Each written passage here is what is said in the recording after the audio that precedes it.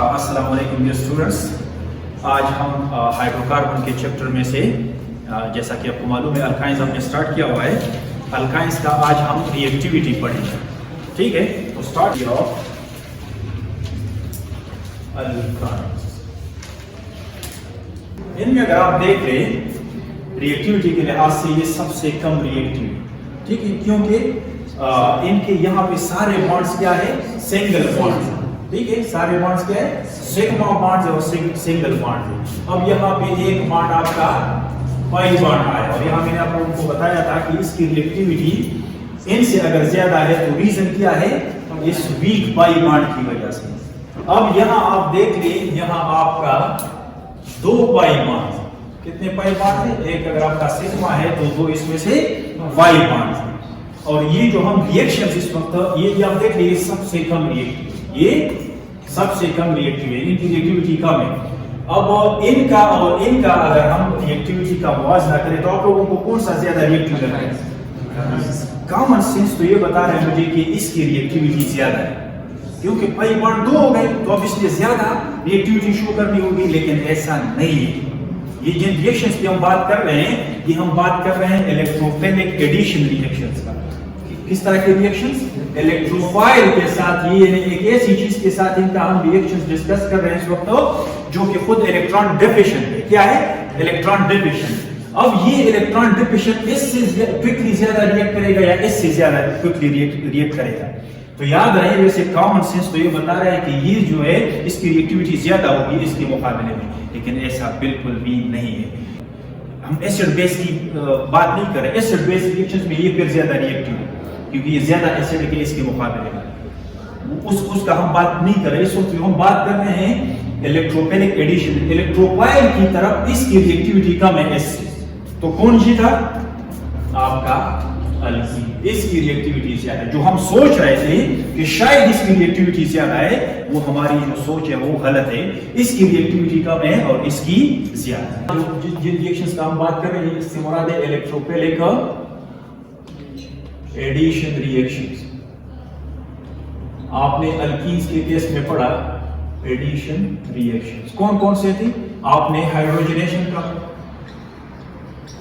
ठीक है, हाइड्रोजनेशन, फिर आपने हेलोजनेशन का अल्कीन्स के लिए। तो अल्कीन्स इस तरह की रिएक्शंस करता है। अब अल्काइंस भी कुछ और तरह की रिएक्शन, इसी तरह की रिएक्शंस अल्काइंस भी करता है, लेकिन फर्क क्या है? दो तरह के फर्क है। एक तो जैसा कि मैंने आप लोगों को बताया कि इसकी रिएक्टिविटी इससे ज्यादा है, इसकी इससे ज्यादा है। Alkenes are more reactive than alkynes. एक पॉइंट आपने ये नोट करना होगा, रिएक्टिविटी ऑफ अल्काइंस के बारे में थे। पॉइंट जो बहुत इंपॉर्टेंट है वो ये है कि alkynes do the same reactions, the same electrophilic, कौन से वाले? ये वाले, the same electrophilic addition reactions, but alkynes will consume 2 moles of the reagent। Simple सी बात बता दूं, जो रिएक्शंस अल्कीन्स शो करता है इलेक्ट्रोफिलिक रिएक्शंस, वही रिएक्शंस अल्काइंस भी शो करते हैं, लेकिन दो फर्क है। रेट ऑफ रिएक्शन के लिहाज से अल्काइंस की रिएक्शन स्लो होंगे अल्कीन से। क्वांटिटेटिवली अगर आप बात करें, ये अगर 1 मोल कंज्यूम कर रहा है इन चीजों का, हाइड्रोजनेशन के दौरान ये सिर्फ 1 मोल हाइड्रोजन कंज्यूम करेगा, ये 2 मोल करेगा। हेलोजनेशन के दौरान ये एक मोल हेलोजन से रिएक्शन करेगा क्योंकि एक पाई बॉन्ड है, और ये 2 मोल से करेगा। सही इसी तरह हर एक रीजन का ये double twice of the moles use करेगा और ये एक। तो सिंपल सी बात ये हुई कि अल्काइंस अल्कीन से इलेक्ट्रोफिलिक रिएक्शंस के दौरान काता ज्यादा है, काता इसलिए ज्यादा। अगर ये 1 नवाला लेता है तो ये इन चीजों के 2 नवाले लेता है, लेकिन रेट ऑफ रिएक्शन के लिहाज से ये काता ज्यादा है लेकिन स्लो काता है, ये काता कम है और फास्ट काता है। ये समझ, इसके पास पाई इलेक्ट्रॉन भी ज्यादा है लेकिन फिर भी इसका रिएक्शन स्लो है और इसका रिएक्शन फास्ट है। इस चीज को हमने अब जस्टिफाई करना होगा। इसके 2 रीजन हैं। रीजंस कितने हैं इसके? 2 रीजंस हम बताते हैं। ये 2 रीजन से हम इसको जस्टिफाई करते हैं। रीजन नंबर फर्स्ट ये है कि एस करेक्ट, और सेकंड रीजन है आपका pi electrons density, pi electrons density. First reason पे आप आ जाएं, एस करेक्ट, एस करेक्ट। एक आपका अल्केन है, एक आपका अल्कीन है, और एक आपका अल्काइन। ठीक है, आप देख ले इसमें हाइब्रिडाइजेशन क्या है? sp3, इसमें हाइब्रिडाइजेशन sp2, और इसमें sp, ये भी sp और ये भी sp, सही है। इस तरह ये भी sp। एस करेक्टर आप देख ले, एस करेक्टर सबसे ज्यादा किसमें है? इसमें आपका 50% एस करेक्टर। ठीक है, यहां मैं क्या लिख रहा हूं? एस करेक्टर यहां आप लिख लें। इसमें आपका 25%, और यहां आपका 33.33%। इस करेक्टर के बढ़ने की वजह से आपको पता है कार्बन की इलेक्ट्रोनेगेटिविटी ज्यादा हो जाती है। अगर आपसे कोई पूछ ले कि इन कार्बन में से सबसे ज्यादा इलेक्ट्रोनेगेटिव कार्बन कौन सा है, तो ये वाला।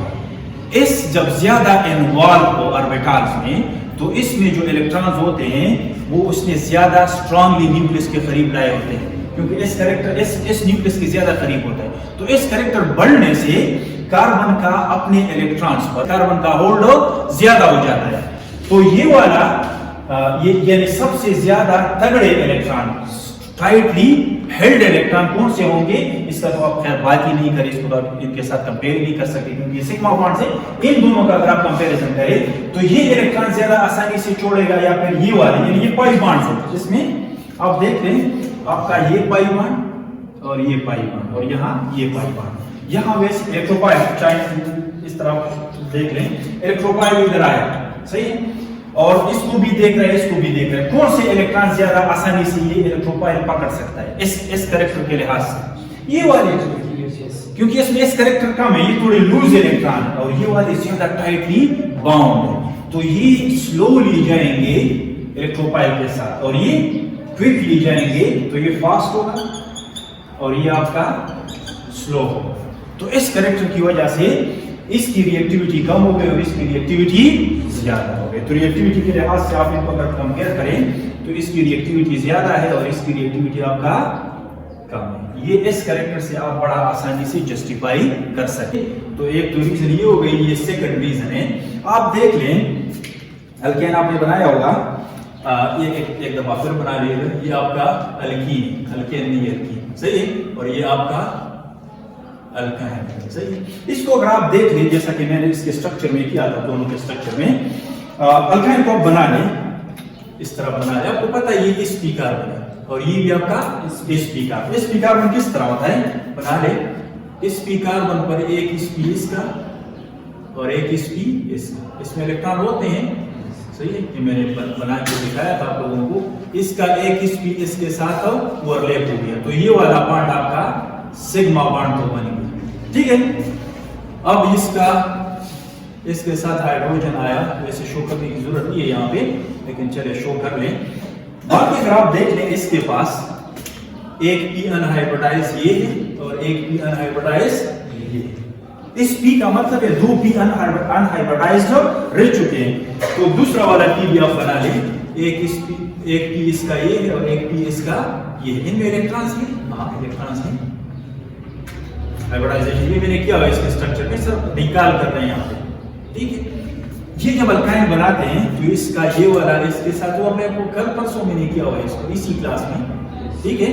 तो एक पाई बॉन्ड आपका इधर बन गया, सही, रेड से बना लें। और इस तरह ग्रीन का ग्रीन के साथ, यानी अगर इसका ये pz है तो py के ऊपर आया, एक पाई बॉन्ड बन गया, pz के ऊपर आया, तो आपका ये पाई और ये पाई। अब आप देख लें इस तरह अल्कीन में भी हुआ है, लेकिन अल्कीन में कितने ऑर्बिटल्स मिले, एक इसका और एक इसका, तो एक पाई बॉन्ड बना था। तो वहां 2 लोब्स, वैसे किताब लिखता है, किताब में ये बात लिखी हुई है कि 4 लोब्स यहाँ पे मिलते हैं। मैं नहीं कहता कि ये 4 लोब्स है, ये 4 ऑर्बिटल है, 2 इसके और 2 इसके, और हर ऑर्बिटल के कितने लोब्स हैं? टंबल शेप है, 2 लोब्स हैं, सही है। तो 4 के कितने लोब्स हो गए? 8 लोब्स। तो टोटल कितने लोब्स आ रहे हैं? 4 ऊपर और 4 नीचे, 8 लोब्स आ रहे हैं। अगर इलेक्ट्रॉन यहाँ पर ज्यादा हो गए, एल्कीन में कितने थे पाई इलेक्ट्रॉन? 2, और यहाँ कितने हैं? 4 पाई इलेक्ट्रॉन थे। लेकिन ज्यादा वॉल्यूम की वजह से इस तरह आप अल्कीन को भी बना सकते हैं। यहाँ अगर हम अल्कीन को बना ले कंपैरेटिव तो बड़ा आसान हो जाएगा। बुक में वैसे नहीं बनाया हुआ है, लेकिन आप बना ले। इधर मैं अल्कीन को छोटा छोटा बना रहा हूँ, जगह नहीं है मेरे पास। ये आपका अल्कीन है, सही। इसको भी बना देते हैं ताकि इजीली क्लियर हो जाए। अब अल्कीन का कार्बन sp2 कार्बन है, क्या है? sp2। इसका एक sp2 ये, एक sp2 ये, सही है, और एक sp2 ये। इस तरह इस कार्बन का sp2 इसके ऊपर आया, sp2 इस तरह, ठीक है। अब जल्दी जल्दी बना रहे हैं। यहाँ भी आपका, लेकिन यहाँ एक p है, अनहाइब्रिडाइज कितना है? एक p है, 2 इलेक्ट्रॉन। अब ये एक दूसरे के ऊपर आ गए और आपका ये वाला बॉन्ड बन गया। यहाँ 2 इलेक्ट्रॉन है और कितने लोब्स हैं? 2 लोब्स कर लें। किताब में 2 और 4 लिखा हुआ है, तो वैसे ये 8 लोब्स है, ठीक है। लेकिन किताब को फॉलो करें।